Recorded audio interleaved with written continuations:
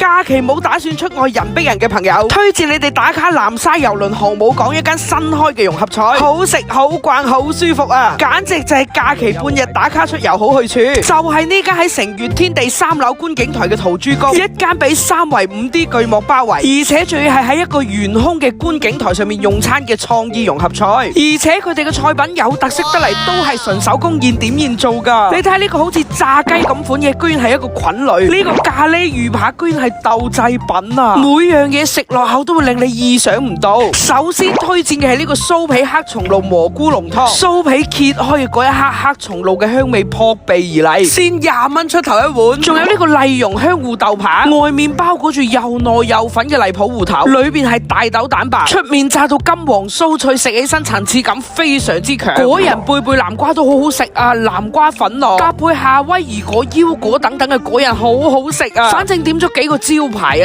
一個踩雷嘅都冇。而家佢哋新店開業，視頻下方仲有好多優惠團購，而且呢度仲設有唔同人數嘅包廂，適合各種聚餐。食飽飯之後仲可以喺佢哋呢個半空中花園度逛逛，一步一景散散飯氣，真係值得收藏打卡嘅假期好去處啊！喂，好似唔記得點關注喎。